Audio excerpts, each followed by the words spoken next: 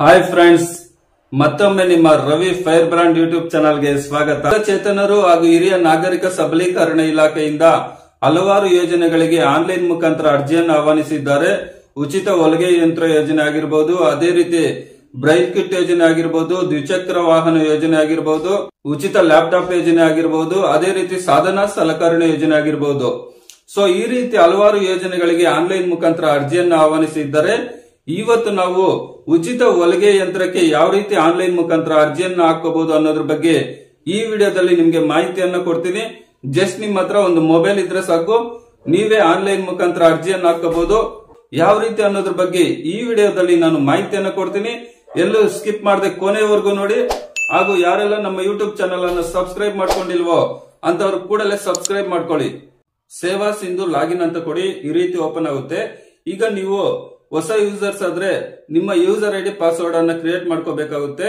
Already user ID password ಇರ್ತಕ್ಕಂಥವ್ರು ನಿಮ್ಮ mobile number ಮತ್ತೆ OTP ಅನ್ನ ಹಾಕ್ಬಿಟ್ಟು ಅಲ್ಲಿ ಏನ್ ಕ್ಯಾಪ್ಚರ್ ಕಾಣಿಸ್ತಾ ಇದೆ ಆ ಒಂದು ಕ್ಯಾಪ್ಚರ್ ಅನ್ನ ಹಾಕಿ ಸಬ್ಮಿಟ್ ಅಂತ ಕೊಟ್ರೆ ಈ ರೀತಿ ಓಪನ್ ಆಗುತ್ತೆ.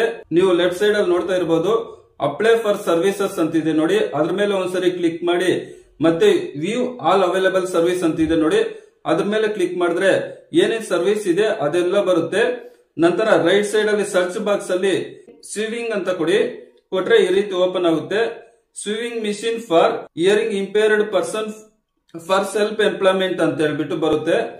ಅಂದ್ರೆ ಕಿವಿ ಕೇಳಿಸದೆ ಇರ್ತಕ್ಕಂಥವ್ರಿಗೆ ಉಚಿತ ಹೊಲಿಗೆ ಯಂತ್ರಕ್ಕೆ ಆನ್ಲೈನ್ ಮುಖಾಂತರ ಅರ್ಜಿ ಅಂತ ಹೇಳ್ಬಿಟ್ಟು ಅದ್ರ ಮೇಲೆ ಒಂದ್ಸರಿ ನೀವು ಕ್ಲಿಕ್ ಮಾಡಿ.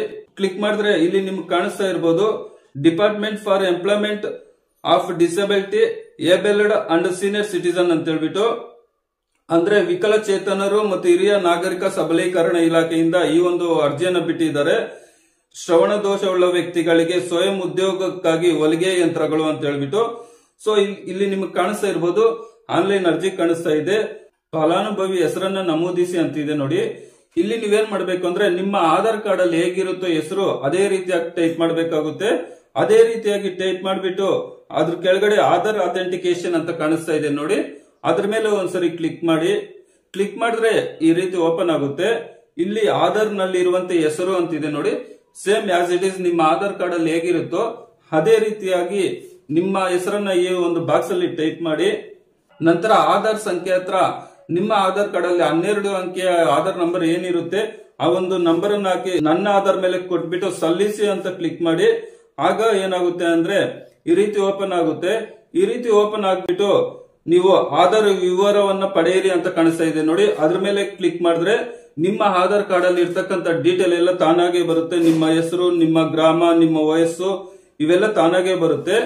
ನಂತರ ರೈಟ್ ಸೈಡ್ ಅಲ್ಲಿ ಮೊಬೈಲ್ ಸಂಖ್ಯೆ ಅಂತ ಕಾಣಿಸ್ತಾ ಇದೆ ನೋಡಿ, ಅಲ್ಲಿ ನೀವೇನ್ ಮಾಡ್ಬೇಕು ಅಂದ್ರೆ ನಿಮ್ಮ ಒಂದು ಮೊಬೈಲ್ ನಂಬರ್ ಅನ್ನ ನೀವು ಅಲ್ಲಿ ಟೈಪ್ ಮಾಡಬೇಕಾಗುತ್ತೆ. ನಂತರ ಲಿಂಗ ಅಂತ ಹೇಳ್ಬಿಟ್ಟು ಮೇಲ್ ಅಂತ ಹೇಳ್ಬಿಟ್ಟು ತಾನಾಗೆ ಬಂದಿದೆ, ವಯಸ್ಸು ತಾನಾಗೆ ಬಂದಿದೆ.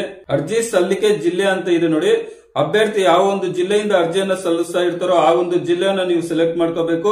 ನಿವಾಸ ಕರ್ನಾಟಕ ಅಂತ ಬಂದಿದೆ. ನಂತರ ಅರ್ಜಿ ಸಲ್ಲಿಕೆ ತಾಲೂಕನ್ನ ನೀವು ಎಂಟ್ರಿ ಮಾಡಬೇಕಾಗುತ್ತೆ. ವಿಳಾಸ ಅಂತ ಹೇಳ್ಬಿಟ್ಟು ಅವರ ಒಂದು ಗ್ರಾಮದ ಹೆಸರು ಬಂದಿದೆ. ನಂತರ ಯಾವ ಒಂದು ಗ್ರಾಮದಿಂದ ಇವರು ಅರ್ಜಿಯನ್ನ ಸಲ್ಲಿಸ್ತಾ ಇರ್ತಾರೋ ಆ ಒಂದು ಗ್ರಾಮದ ಹೆಸರನ್ನ ನೀವು ಅಲ್ಲಿ ಟೈಪ್ ಮಾಡಬೇಕಾಗುತ್ತೆ. ತುಂಬಾ ಸಿಂಪಲ್ ಆಗಿರುತ್ತೆ. ನೀವು ಯಾವುದೇ ವಿಧವಾದ ಗಾಬರಿ ಬೀಳಕ್ ಹೋಗ್ಬೇಡಿ.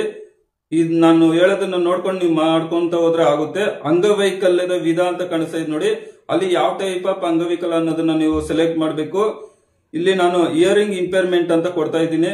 ಸೊ ನೀವು ಯಾವ ವಿಧವಾದ ಅಂಗವಿಕಲ ಅನ್ನೋದನ್ನ ನೀವು ಅಲ್ಲಿ ಎಂಟ್ರಿ ಮಾಡಬೇಕಾಗುತ್ತೆ. ನಂತರ ಆರ್ಥಿಕ ವರ್ಗೀಕರಣ BPL ಅಥವಾ APL ಅನ್ನೋದನ್ನ ಸೆಲೆಕ್ಟ್ ಮಾಡಿ. ಅಂಗವೈಕಲ್ಯದ ಶೇಕಡವಾರು ಅಂತ ಕಾಣಿಸ್ತಾ ಇದೆ ನೋಡಿ, ಅಂದ್ರೆ ಅಂಗವೈಕಲ್ಯತೆ ಎಷ್ಟು ಪರ್ಸೆಂಟೇಜ್ ಇದೆ ಅಂತ ಹೇಳ್ಬಿಟ್ಟು ಇದು ನಿಮ್ಮ UDID ಕಾರ್ಡ್ ಅಲ್ಲಿ ಇರುತ್ತೆ. ಆ ಒಂದು ಪರ್ಸೆಂಟೇಜ್ ಅನ್ನ ನೀವು ಅಲ್ಲಿ ಎಂಟ್ರಿ ಮಾಡಬೇಕಾಗುತ್ತೆ.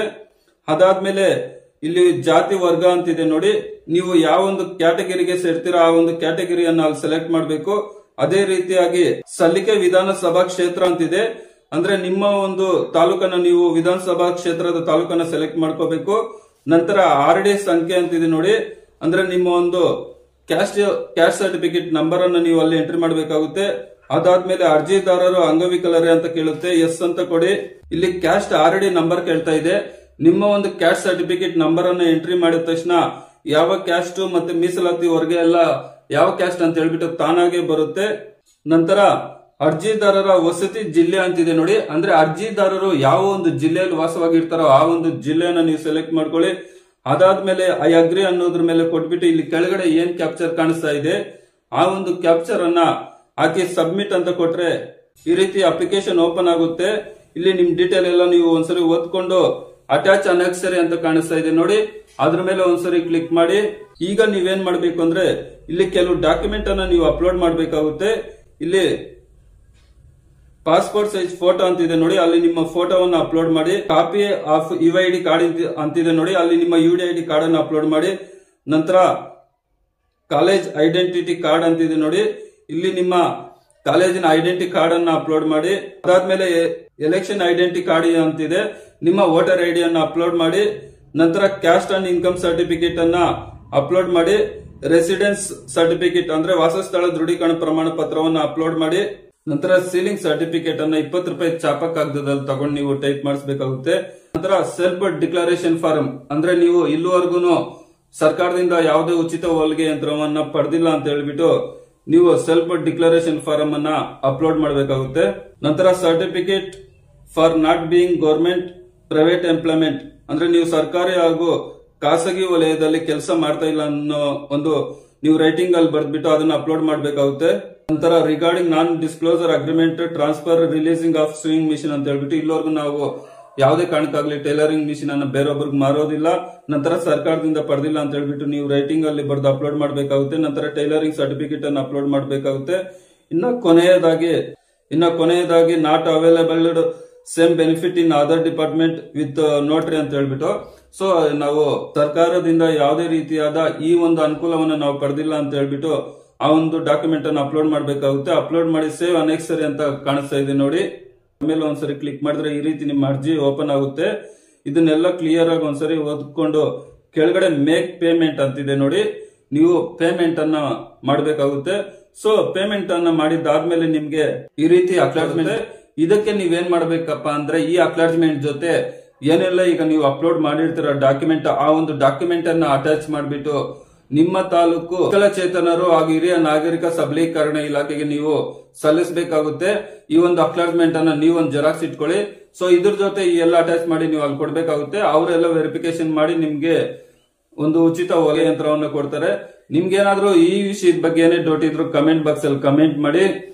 ಅದೇ ರೀತಿಯಾಗಿ ಈ ಒಂದು ಮಾಹಿತಿಯನ್ನ ನಿಮ್ಮ ಫ್ರೆಂಡ್ಸ್ ಹಾಗೂ ಫ್ಯಾಮಿಲಿ ಮೆಂಬರ್ಸ್ಗೆ ಶೇರ್ ಮಾಡಿ. ವಿಡಿಯೋ ನೋಡಿದ್ದಕ್ಕಾಗಿ ತುಂಬಾ ಧನ್ಯವಾದಗಳು. ಬಾಯ್, ಟೇಕ್ ಕೇರ್ ಫ್ರೆಂಡ್ಸ್.